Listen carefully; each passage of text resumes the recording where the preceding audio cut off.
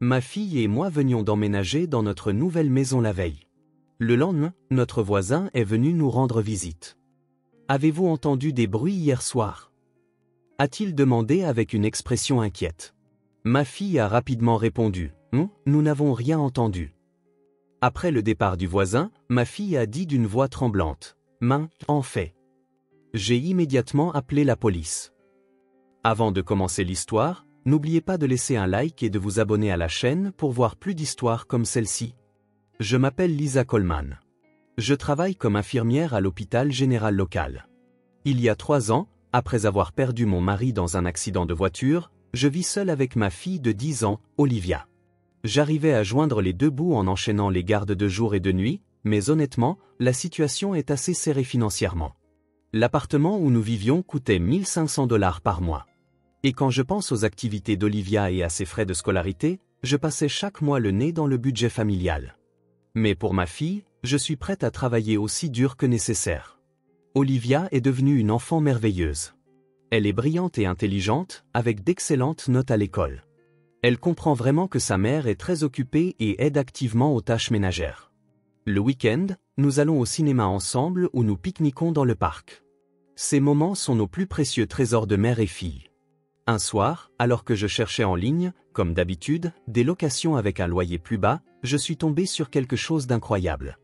Une maison avec 3 chambres et même un jardin. Et ce qui m'a le plus choqué, c'est que le loyer était de 800 $ par mois, moins de la moitié du prix du marché dans le quartier. Il devait y avoir un piège.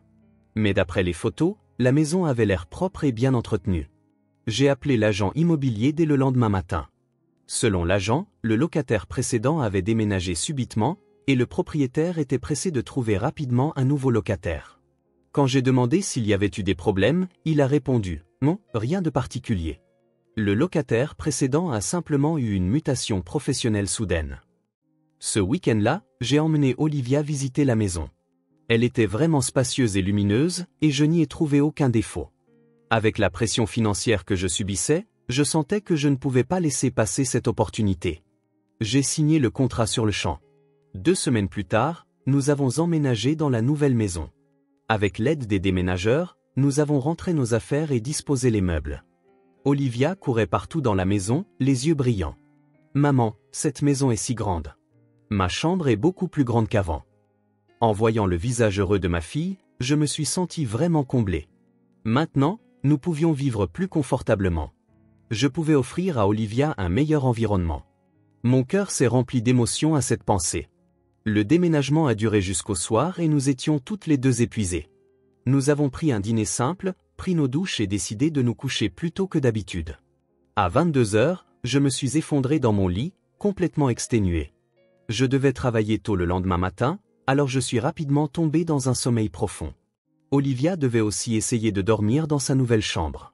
Elle était peut-être un peu nerveuse dans cet environnement inconnu, mais elle était probablement excitée par la nouvelle vie qui commençait le lendemain. La maison était très calme, avec seulement le bruit des insectes venant de l'extérieur. Nous nous sommes endormis en nous sentant en sécurité. Le lendemain matin, je me suis réveillé à 7 heures. Comme j'avais un service d'après-midi ce jour-là, j'ai pu prendre mon temps pour préparer le petit déjeuner pour la première fois depuis longtemps. Debout dans la cuisine à faire frire des œufs, j'ai vraiment réalisé à quel point cette maison était agréable. La cuisine spacieuse, le salon baigné de lumière vive. C'était incomparable avec notre ancien appartement. J'ai vraiment senti que nous avions fait le bon choix avec cette maison. J'ai entendu des pas dans l'escalier et Olivia est descendue. Elle avait l'air un peu endormie.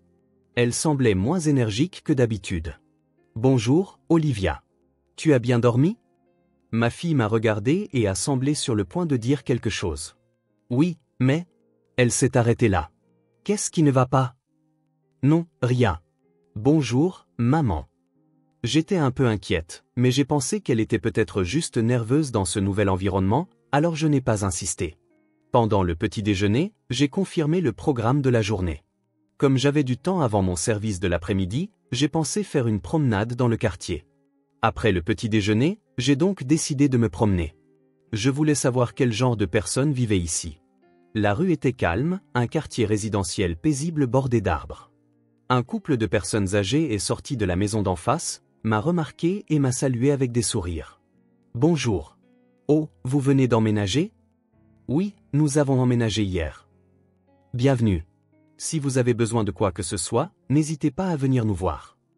Leurs paroles aimables m'ont rassuré.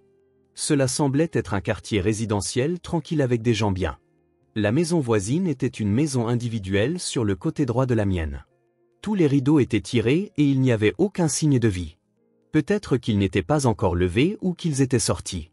Sans trop y penser, je suis rentré chez moi. J'ai continué à déballer les cartons pendant la matinée. Olivia semblait aussi organiser sa chambre. Quand je passais la voir de temps en temps, elle rangeait avec soin des livres sur l'étagère et mettait des vêtements dans l'armoire. Mais elle semblait toujours plus silencieuse que d'habitude. À l'heure du déjeuner, nous avons mangé des sandwichs ensemble et avons discuté. Tu as hâte de retourner à l'école? Ta nouvelle école commence la semaine prochaine. Olivia a marqué une pause avant de répondre. Oui, j'ai hâte. Mais il n'y avait aucune énergie dans sa voix. Était-elle inquiète à propos de quelque chose? Qu'est-ce qui ne va pas? Quelque chose t'inquiète? Ma fille semblait hésiter. Elle s'est mordu la lèvre en me fixant. Maman, la nuit dernière? A-t-elle commencé à dire, puis elle a refermé la bouche. La nuit dernière? Qu'est-ce qui s'est passé? Non, rien. J'ai juste fait un rêve étrange. J'ai pensé qu'elle était probablement fatiguée du déménagement. Il était naturel qu'il lui faille un peu de temps pour s'adapter au nouvel environnement. Sans en demander plus, j'ai commencé à me préparer pour mon travail de l'après-midi. Il était environ 14 heures. Je terminais de déballer les derniers cartons dans le salon. Olivia regardait la télévision. C'est alors que la sonnette a retenti. Je me demande qui ça peut être. Je me suis dirigé vers la porte d'entrée, suivi par Olivia. Quand j'ai ouvert, un homme d'une quarantaine d'années se tenait là. Il était habillé avec soin et tenait dans ses mains une boîte de biscuits joliment emballés. Il m'a salué avec un sourire doux. Bonjour, je suis David Harris. J'habite à côté. Vous venez d'emménager hier, n'est-ce pas?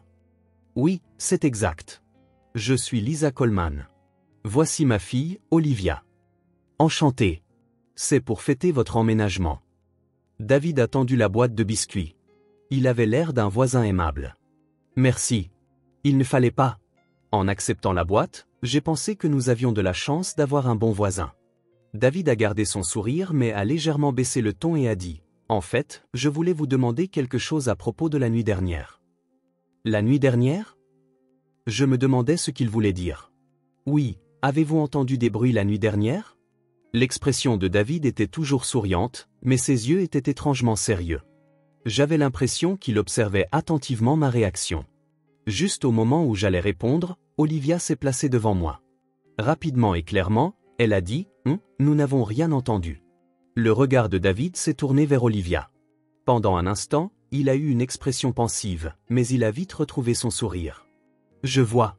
En fait, je suis resté debout tard hier soir pour déballer des cartons, et je me suis dit que j'avais peut-être fait du bruit. Je craignais d'avoir dérangé les voisins. Non, ce n'est rien. Nous n'avons rien entendu, ai-je répondu de la même manière. Tant mieux alors. Eh bien, si vous avez besoin de quoi que ce soit, n'hésitez pas. Soyons de bons voisins. David a fait un petit signe de la main et est retourné chez lui. J'ai fermé la porte et j'ai regardé la boîte de biscuits dans ma main. Il a l'air gentil. Au moment où j'ai dit cela, j'ai remarqué qu'Olivia tremblait. Le visage de ma fille était pâle et ses lèvres tremblaient. Olivia, qu'est-ce qui ne va pas? Ma fille a levé les yeux vers moi et a dit, les larmes aux yeux, maman, en fait? Sa voix tremblait. Je me suis immédiatement accroupi pour être à sa hauteur. Il était clair que quelque chose de grave se passait avec Olivia. Quoi? Dis-moi. Olivia a commencé à parler d'une voix tremblante. La nuit dernière, j'essayais de dormir et j'ai entendu des bruits étranges venant de la maison d'Accent grave côté. Des bruits étranges. Au début, j'ai pensé que c'était peut-être quelqu'un qui déballait des cartons, comme des bruits sourds et des cliquetis, mais des larmes ont coulé des yeux de ma fille. Mais j'ai entendu une femme crier. « Aidez-moi !» C'était une voix vraiment effrayante. Puis il y a eu des bruits plus intenses, comme quelque chose qui tombait ou qu'on traînait. J'ai eu le souffle coupé. Un frisson glacial m'a parcouru l'échine. C'est vraiment vrai? C'est vrai, maman. J'ai eu si peur. J'ai pensé à te réveiller, mais tu dormais si profondément parce que tu étais si fatigué. Alors, quand le matin est arrivé, je voulais te le dire, mais je ne savais pas comment m'y prendre. Les épaules de ma fille tremblaient. Je l'ai doucement serrée dans mes bras. Alors, quand David est venu tout à l'heure, pourquoi as-tu menti? Olivia a répondu en s'agrippant fermement à mes vêtements. Parce que j'avais peur de lui. Il souriait, mais ses yeux ne souriaient pas. J'ai pensé qu'il était venu vérifier si nous savions quelque chose. J'ai pensé que si je disais la vérité, nous serions en danger. L'instinct de ma fille était peut-être juste. Quelque chose qu'une enfant de 10 ans avait ressenti. J'ai caressé la tête d'Olivia et j'ai dit, merci de me l'avoir dit. Tu as bien fait. Je me suis levé et j'ai pris mon téléphone portable. Mes mains tremblaient. Maman, mais si j'avais mal entendu? Et si, en réalité, il n'y avait rien? On serait injuste avec cet homme. Olivia, si quelque chose s'est vraiment passé, on ne peut pas revenir en arrière. Laissons la police décider. J'ai appelé le 911. Le téléphone a sonné 2 fois et un opérateur a répondu. Ma fille dit qu'elle a entendu une femme crier depuis la maison d'Aix-en-Grave côté la nuit dernière. Quelque chose a pu se passer. J'ai donné l'adresse. J'entendais ma propre voix trembler. Le voisin est venu nous rendre visite aujourd'hui et a demandé si nous avions entendu quelque chose la nuit dernière. Ma fille a eu peur et a menti, en disant qu'elle n'avait rien entendu. Je comprends. Nous envoyons une voiture de patrouille tout de suite. Veuillez attendre à l'intérieur de la maison. Verrouillez vos portes et restez loin des fenêtres. Après avoir raccroché, j'ai serré Olivia dans mes bras. Ma fille n'arrêtait pas de pleurer. 20 minutes plus tard, une voiture de patrouille est arrivée. Elle est venue silencieusement, sans sirène. 2 policiers sont venus chez moi et m'ont demandé des détails. Une policière s'est assise à côté d'Olivia et lui a parlé doucement. Ça a dû être effrayant, mais merci d'avoir eu le courage de nous le dire. Tu te souviens à quelle heure c'était? Olivia a répondu en essuyant ses larmes. Je pense qu'il était environ 23h30. J'ai regardé l'horloge. Au début, c'était un petit bruit, mais il est devenu de plus en plus fort. Le plus effrayant, c'est quand la femme a crié « Aidez-moi, quelqu'un !» Les policiers ont hoché la tête avec des expressions graves. Le policier m'a dit « Compris. Nous allons aller à la maison d'Aix-en-Grave côté pour lui parler. Nous appellerons des renforts au cas où. » Les policiers ont échangé quelques mots à la radio, puis se sont dirigés vers la maison de David. Olivia et moi regardions par la fenêtre. À travers un interstice des rideaux, j'ai pu voir David ouvrir la porte. Il parlait aux policiers. Il semblait coopératif et les a invités à entrer. La porte s'est refermée et une période de silence a suivi. 10 minutes, 20 minutes ont passé. Mon cœur battait la chamade. Olivia serrait ma main très fort. 30 minutes plus tard, l'un des policiers est sorti et parlait à la radio. Son expression était sérieuse.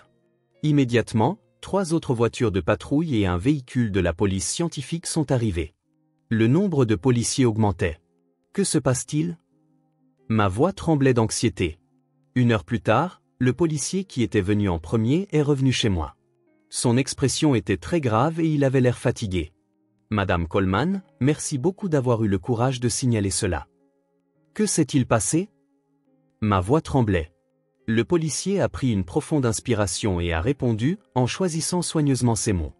Nous avons découvert plusieurs corps dans le sous-sol de la maison voisine. À ce moment-là, j'ai eu l'impression que le monde s'était arrêté. Des corps? Au moins 7. Et aussi une femme qui semble avoir été tuée la nuit dernière. La voix qu'Olivia a entendue était réelle. Il y avait vraiment une femme qui appelait à l'aide, mais nous n'avons pas pu la sauver. Le voisin, David Harris, a été identifié comme étant Martin Blake, un tueur en série recherché depuis 15 ans. Il a changé de visage grâce à la chirurgie plastique et vivait sous un faux nom. J'ai serré Olivia très fort contre moi. Si ma fille avait dit la vérité à ce moment-là, si nous n'avions pas appelé la police, nous aurions pu être les prochaines cibles.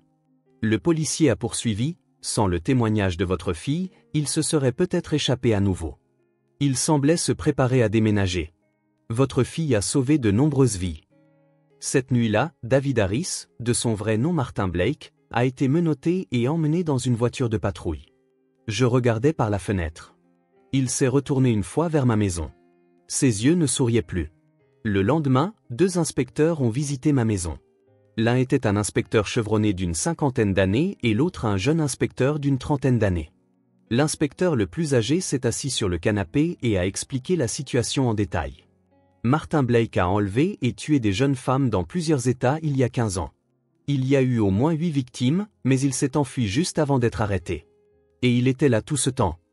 Ma voix tremblait à l'idée que cet homme se cachait dans ce quartier résidentiel si calme. Il vit dans cette maison depuis 5 ans. Il a rénové le sous-sol, l'a insonorisé et y a commis ses crimes à plusieurs reprises. La victime de la nuit dernière, Jessica Miller, était sous sa surveillance depuis 3 semaines.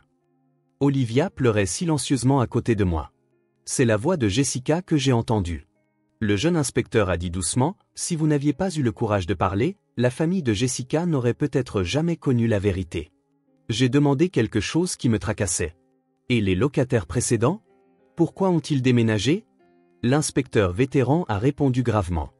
Le couple de locataires précédents avait également entendu des bruits étranges venant de la maison d'Aix-en-Grave-Côté à plusieurs reprises. Ils ont même consulté la police, mais à l'époque, il n'y avait aucune preuve et rien n'a été trouvé lors de notre enquête. Blake sentait quand la police arrivait et nettoyait complètement le sous-sol avant. Et puis, finalement, ils ont déménagé par peur. Ils ont dit à l'agent immobilier que c'était pour une mutation professionnelle, mais la vérité, c'est qu'ils ont fui parce qu'ils avaient peur de leurs voisins. C'est pour ça que le loyer était si bas. J'ai enfin compris. Personne ne voulait vivre dans cette maison. Nous avons fini par vivre la même peur que les locataires précédents. Les jours suivants, l'enquête s'est poursuivie. La télévision et les journaux rapportaient l'affaire quotidiennement. Des journalistes se sont rassemblés devant notre maison, pointant leurs caméras sur nous. Pour protéger Olivia, j'ai gardé ma fille à l'intérieur et limité nos sorties. Pendant l'interrogatoire, Martin Blake a tout avoué, m'a-t-on dit. Un inspecteur m'a partagé plus tard certains détails. Nous avons demandé à Blake pourquoi il avait rendu visite à Madame Coleman ce jour-là. Qu'a-t-il répondu? Il a dit que c'était pour vérifier si les nouveaux voisins avaient entendu quelque chose. S'il l'avait fait, il prévoyait d'en faire ses prochaines cibles. Il a dit que les enfants, en particulier, sont des témoins, donc il fallait les éliminer en priorité. J'ai senti tout mon corps se glacer. J'ai regardé Olivia. Ma fille était sur le point de pleurer à nouveau en entendant ces mots. Nous avons demandé à Blake ce qu'il a pensé quand votre fille a répondu qu'elle n'avait rien entendu. L'inspecteur a continué. Il a dit qu'il pensait qu'elle mentait. Il a senti que les yeux de votre fille cachaient quelque chose. Alors, il a dit qu'il prévoyait de surveiller pendant quelques jours, puis d'agir au moment opportun. Si Olivia n'avait pas appelé la police, si cela s'était produit quelques jours plus tard, nous ne serions peut-être plus là maintenant. 6 mois plus tard, le procès a eu lieu. Olivia et moi devions comparaître comme témoins. Le jour où nous sommes entrés dans la salle d'audience, Olivia a serré ma main très fort. « Maman, j'ai peur. C'est bon. Je suis juste là avec toi. » La salle d'audience était bondée de monde, famille des victimes, journalistes, spectateurs. Et dans le box des accusés, se tenait Martin Blake. Il portait un uniforme de prisonnier orange, les menottes aux poignets. Le sourire de ce jour-là avait complètement disparu. Olivia s'est avancée à la barre des témoins. Bien que tremblante, elle a témoigné d'une voix ferme. La nuit de notre emménagement, j'ai entendu une femme crier depuis la maison d'Aix-en-Grave-Côté. Elle criait « Aidez-moi !» Mais je n'ai rien pu faire. Le procureur a dit doucement « Tu n'as pas manqué de faire quoi que ce soit. Tu as eu le courage de le dire à ta mère et d'appeler la police. Cela a sauvé de nombreuses vies. » Les familles des victimes se sont succédées à la barre. Une mère qui souffrait depuis 15 ans sans savoir où se trouvait sa fille. Un homme qui avait soudainement perdu sa fiancée. Une sœur qui avait perdu sa petite sœur. Leurs larmes et leur chagrin emplissaient la salle. Martin Blake a été accusé de 8 chefs d'accusation de meurtre et reconnu coupable de tous. Le jour du verdict, le juge a déclaré solennellement « L'accusé, Martin Blake, est condamné à mort ». Un léger murmure s'est élevé dans la salle. Certaines familles de victimes ont versé des larmes. La justice était enfin rendue pour des personnes qui avaient souffert sans connaître la vérité pendant 15 ans. Mais c'était aussi la réalité que la vie de 8 jeunes femmes ne reviendrait jamais. Après la fin du procès, j'ai pris une grande décision. Je me suis assise avec Olivia dans le salon pour parler. « Olivia, quittons cette maison. » Ma fille m'a regardé. « Où allons-nous ? » Dans un nouvel endroit. Cette maison n'a que de douloureux souvenirs. Chaque jour, chaque fois que je vois la maison d'Aix-en-Grave-Côté, je me souviens de cette nuit terrifiante. Prenons un nouveau départ, toutes les deux. Olivia a réfléchi un instant, puis a hoché la tête. Oui, maman. Je veux aller dans un nouvel endroit. J'ai décidé de vendre la maison.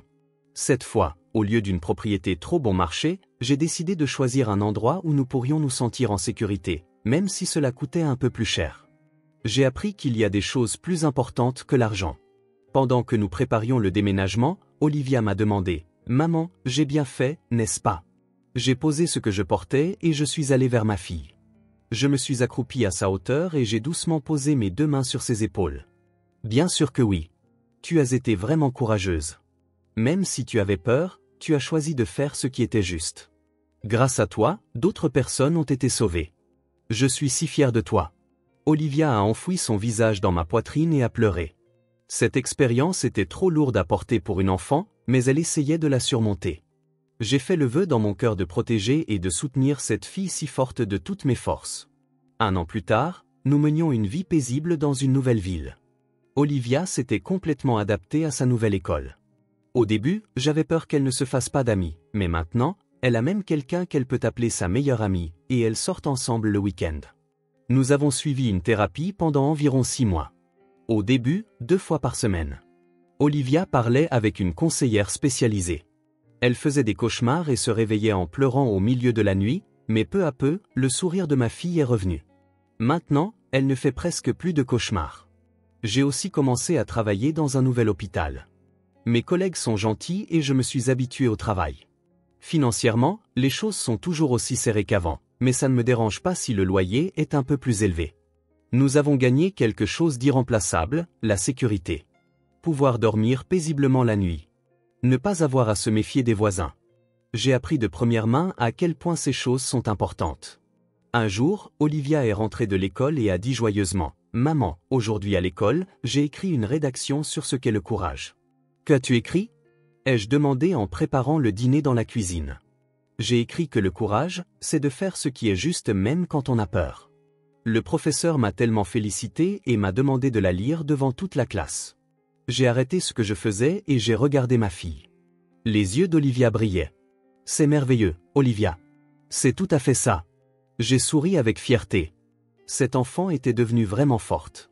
Elle avait surmonté cette expérience terrifiante et pouvait maintenant parler du courage avec ses propres mots. Je recevais occasionnellement des nouvelles de l'inspecteur sur ce qui était arrivé à Martin Blake.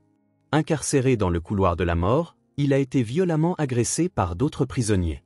En tant que meurtrier s'attaquant aux enfants, il est devenu la personne la plus méprisée de la prison. Blake, transféré à l'isolement, passe apparemment ses journées à fixer les murs. Personne ne vient lui rendre visite. C'était le destin d'un homme qui avait vécu sous un faux nom pendant 15 ans, ne faisant confiance à personne et n'étant aimé de personne. Pour le 11e anniversaire d'Olivia, j'ai organisé une petite fête. De nouveaux amis, des professeurs et de gentils voisins se sont réunis. Le salon était décoré de ballons et la table était garnie de gâteaux et de cadeaux. Avant de souffler les bougies sur le gâteau, Olivia est venue me voir et m'a demandé « Maman, nous sommes heureuses, n'est-ce pas ?» J'ai serré ma fille dans mes bras et j'ai répondu « Oui, nous sommes une vraie famille. Nous nous faisons confiance, nous nous protégeons et nous nous aimons. C'est ça, une famille. » Martin Blake n'avait pas de famille. Il a vécu seul pendant 15 ans, ne voyant les autres que comme des cibles. Incapable de construire de véritables relations humaines, il a finalement mené une vie sans être aimé de personne, sans personne pour le pleurer. Nous, en revanche, étions une vraie famille, liée non seulement par le sang, mais par la confiance et l'amour. Même dans des circonstances difficiles, nous nous sommes fait confiance, nous nous sommes protégés et nous nous sommes soutenus. Cette nuit terrifiante, Olivia m'a fait confiance et m'a dit la vérité. J'ai fait confiance à Olivia et j'ai appelé la police. Une vraie famille, ce n'est pas seulement une question de lien du sang. Elle existe dans les relations où les gens se respectent, se font confiance et s'aiment.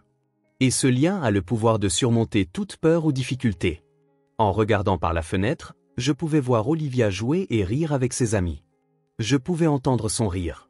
Ce n'était pas le cri que j'avais entendu cette terrible nuit, mais un son symbolisant un avenir plein d'espoir.